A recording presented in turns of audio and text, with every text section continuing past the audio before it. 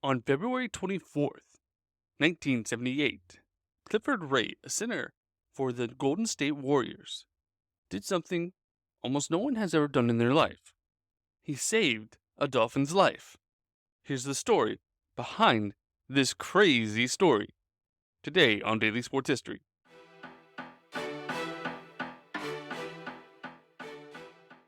Welcome to Daily Sports History. I'm Ethan Reese, your guide to a rapid deep dive into sports history every day. Now, Clifford Ray isn't a household name for many people, but he did have a successful basketball career. But he had one unique experience that he might be one of the few people that have ever done before. Born in South Carolina in 1949, he played college basketball at Oklahoma University and was also a woodwinds musician.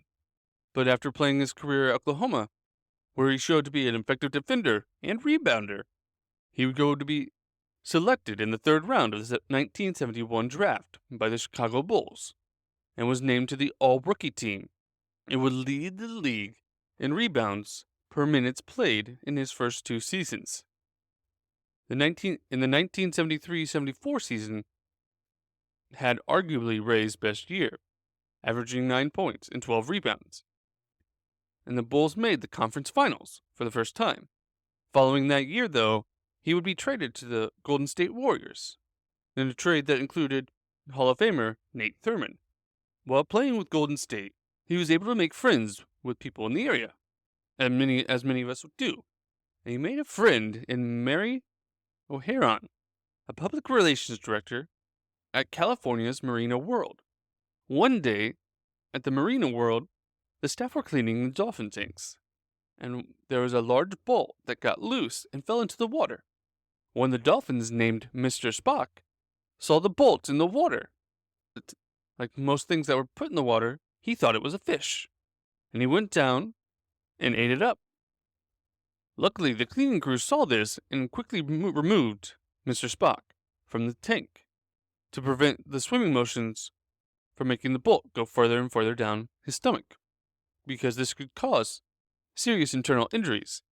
They called in the veterinarians, and they were very reluctant to have a surgery to remove it. They were trying to figure out how to get an instrument long enough to reach down Mr. Spock's stomach and retrieve the bolt. O'Haron immediately thought of her friend Ray, whose arms were just under 4 feet long at 3 feet 9 inches. And this was an asset to Ray on the court, as he stood 6'9", but was able to play center and was able to guard players that were 7 feet or taller. And at the time, Ray had actually been injured and rehabbing, so he wasn't traveling with the team as he normally would. When he got the call from O'Haron, she explained the situation and that they needed something to go down the throat of the dolphin and grab the nut. And she thought Ray's arms would be long enough to do this without harming the dolphin. Ray agreed, and then when he got there, they explained the situation to him even more and started to lube up his arm to go into the dolphin's mouth. Now, what they told him was that dolphins have 2 stomachs, and that Ray may have to go all the way to the second stomach. Ray thought it was a little interesting, so Ray walked up to Mr. Spock and took his hand and put it right inside his mouth. He made it all the way to the first stomach, and he dug around, and he felt nothing. And he said it felt a little interesting and weird, but he kept pushing through, and he got to the point where his chin was all the way to the dolphin's mouth, and his hand made it all the way to the second stomach, where he moved his hand around and was able to find the bolt and pull it out. All of this was done on the very first try. It saved Mr. Spock from a complicated and possibly dangerous procedure to remove the bolt, and saved his life. And it gave Ray an experience he would never forget.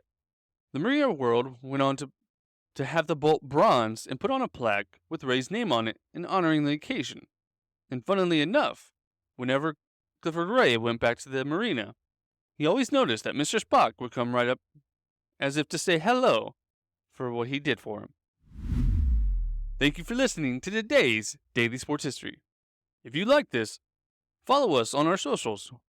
We're at Daily Sports History on Twitter, Instagram, Facebook, TikTok, and YouTube.